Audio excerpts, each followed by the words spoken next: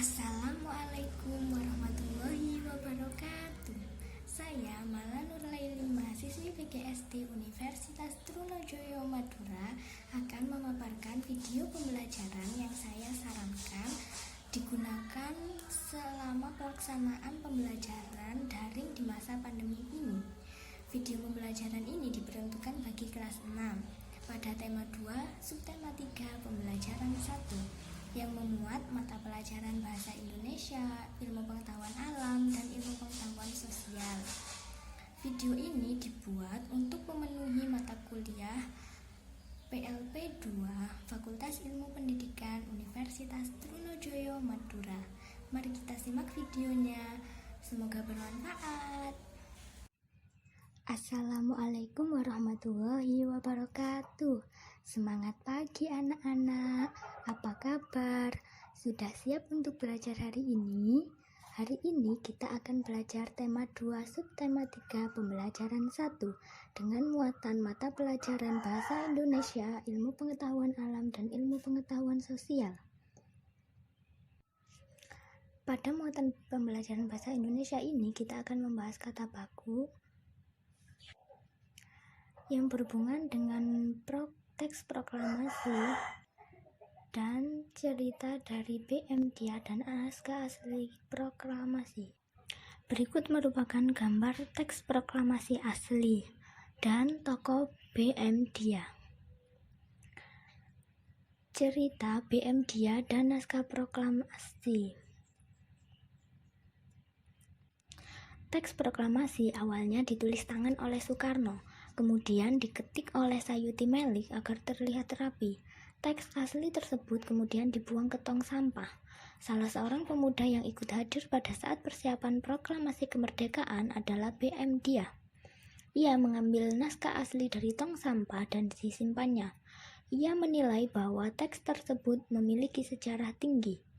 Naskah asli yang disimpan B.M. Dia selama 46 tahun 9 bulan 19 hari kemudian dikembalikan kepada bangsa Indonesia.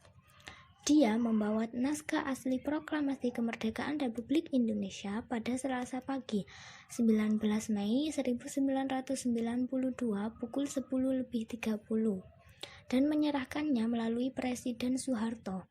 Naskah itu kemudian disimpan oleh Arsip Nasional atas anjuran Soeharto. Keputusan B.M. Dia untuk menyimpan naskah asli sangat tepat. Seluruh bangsa Indonesia sampai sekarang dapat menikmati naskah asli proklamasi dan belajar banyak dari kejadian saat itu. Sekarang kita beralih ke kata baku. Pengertian kata baku. Menurut Kokasi dan Hermawan, tahun 2012, kata baku merupakan pengucapan atau cara penulisan kata yang sesuai dengan kaidah-kaidah yang dibakukan.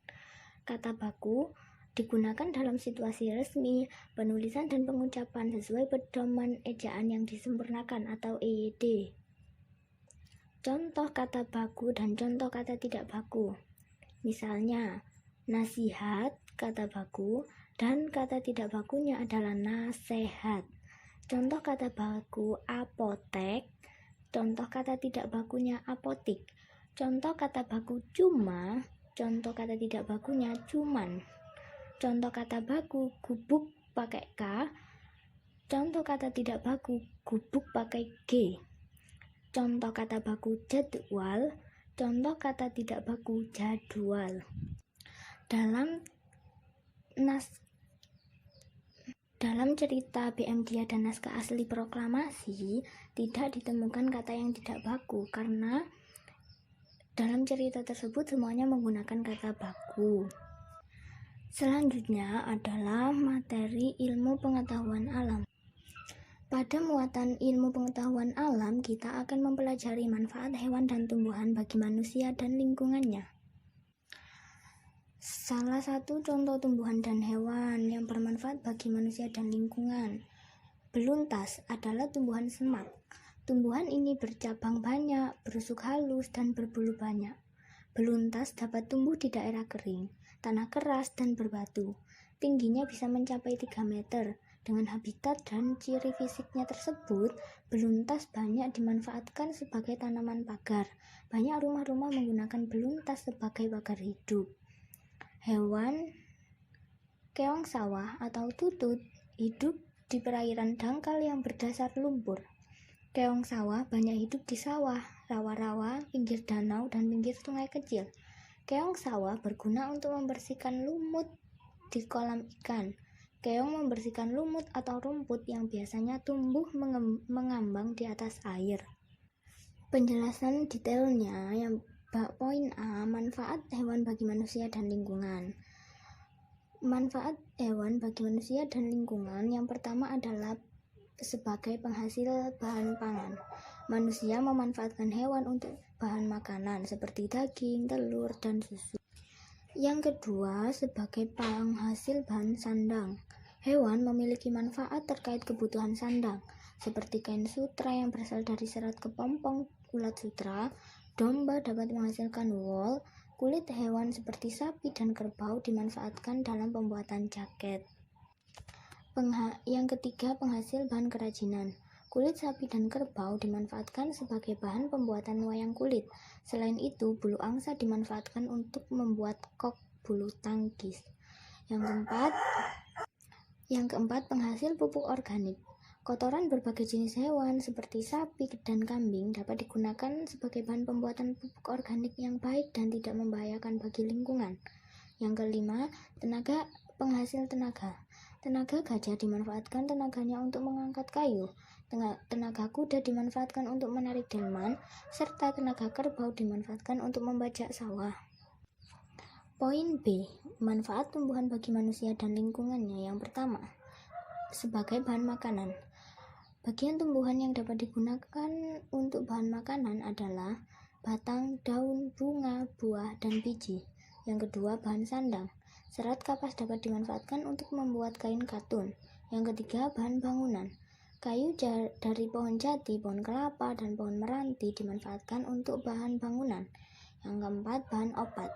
Banyak tanaman dimanfaatkan untuk obat.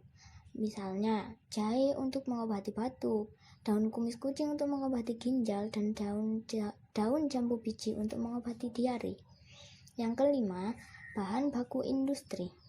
Industri banyak memanfaatkan tanaman untuk kebutuhan manusia. Getah karet digunakan dalam pembuatan ban. Getah pinus dimanfaatkan sebagian orang dalam industri cat. Kayu pinus digunakan dalam industri kertas, dan buah kelapa sawit dimanfaatkan sebagai bahan dalam industri minyak goreng. Yang keenam, bahan pewarna alami. Tanaman dapat digunakan sebagai bahan pewarna, misalnya sawi dan pandan untuk warna hijau, wortel pewarna jingga, dan kunyit warna kuning. Yang ketujuh, menjaga kualitas air tanaman. Bakau menjadi penyaring alami dari air laut menjadi air tawar. Itulah penjelasan mengenai materi tumbuhan dan hewan dan manfaatnya bagi manusia dan lingkungan. Di sekitar kita tentu saja banyak ditemukan hewan dan tumbuhan yang bermanfaat bagi manusia. Misalnya, sapi, ayam. Sapi dan ayam bisa dimanfaatkan dagingnya untuk konsumsi manusia. Kotorannya juga bisa digunakan sebagai pupuk organik penyubur tanaman. Itulah manfaat hewan dan tumbuhan di sekitar kita dan pada umumnya yang bermanfaat untuk manusia dan lingkungannya.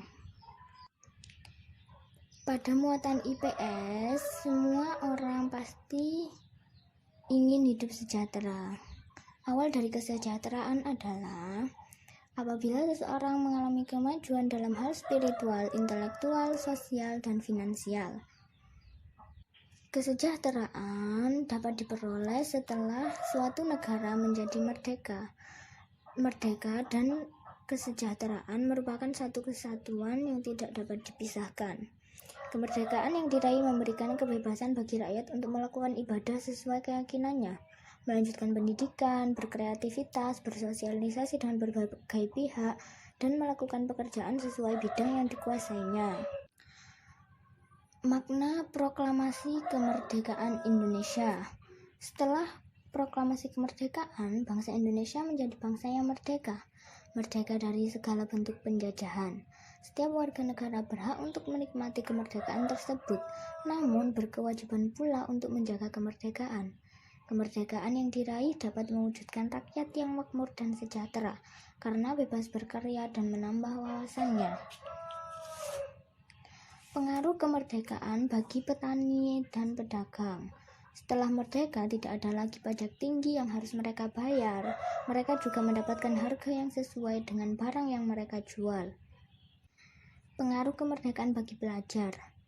Setelah merdeka, semua orang bisa belajar tanpa harus memandang status sosial. Upaya yang dilakukan agar rakyat sejahtera, saling membantu dan mengutamakan kepentingan bersama di atas kepentingan pribadi. Sekian pembelajaran hari ini.